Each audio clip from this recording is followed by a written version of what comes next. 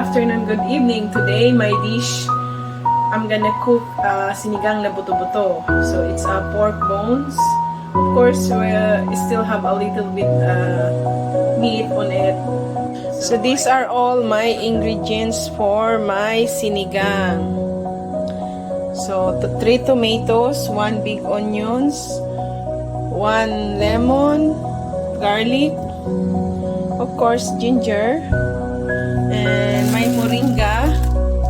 So 1 pack of moringa, and broccoli, celery, and of course my favorite okra. So this are all my ingredients for my sinigang for today. Sinigang na buto-buto.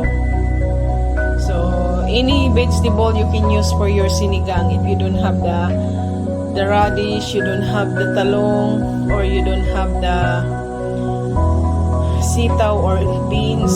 So because I don't have those, I don't want to use bok choy. I like more moringa for sinigang. So that's why these are the vegetables. I use this one. It's a MP5 SALADMASTER cookware, so multi-purpose 5 quarts cookware, and of course for boiling 450 degrees Fahrenheit.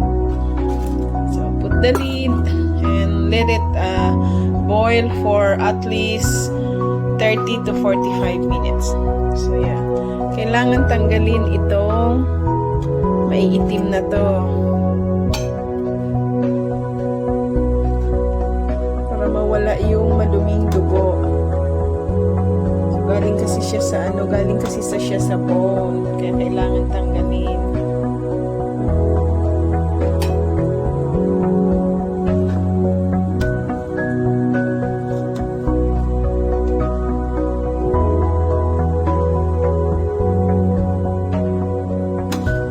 Nagkakapakapa. Ang tawag sa amin sa Bicol ay nagkakapakapa.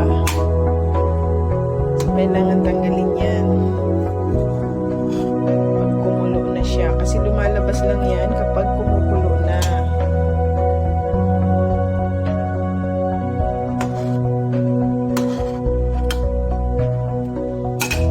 Of course, while boiling the bones of pork, so you have to do the moringa, remove from the steam. So this is how I do. Habang pinapalambot ang buto-buto at habang niluluto, maghimay ng moringa. So that's multitasking.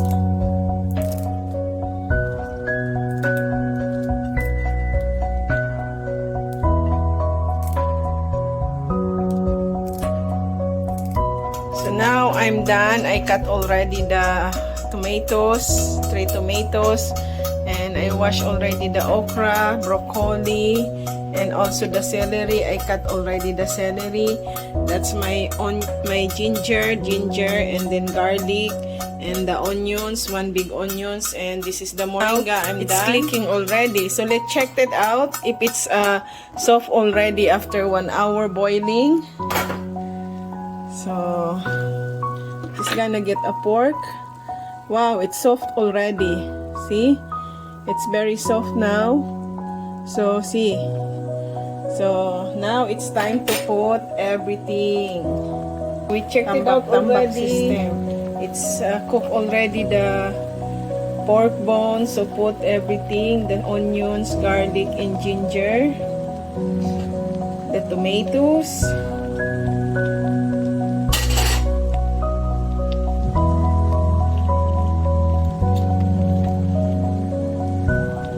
broccoli,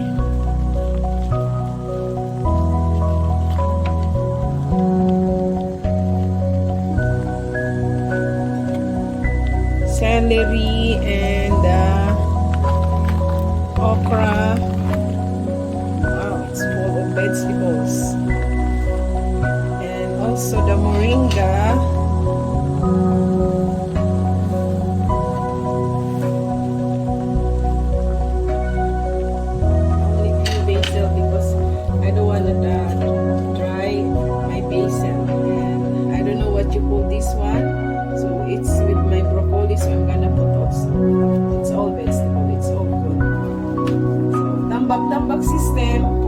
together all the ingredients and then close the lid.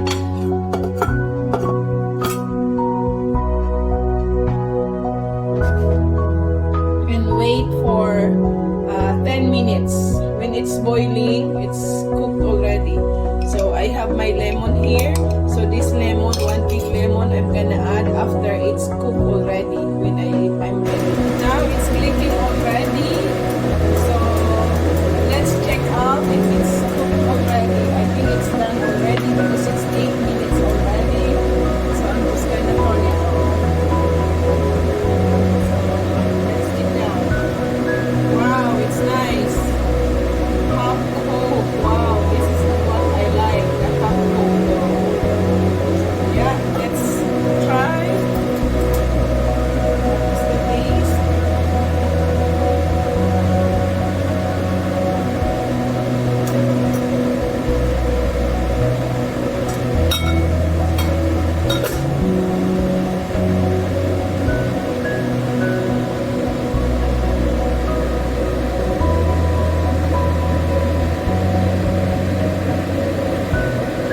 Wow, it's so yummy. Wow, it's so yummy without seasoning, without any salt or anything seasoning. So it's really good. Wow.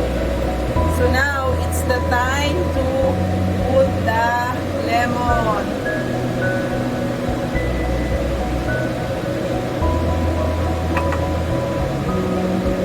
Naubuan. So sayang, natira lemon. So yan. So this is how we cook the tambak-tambak system.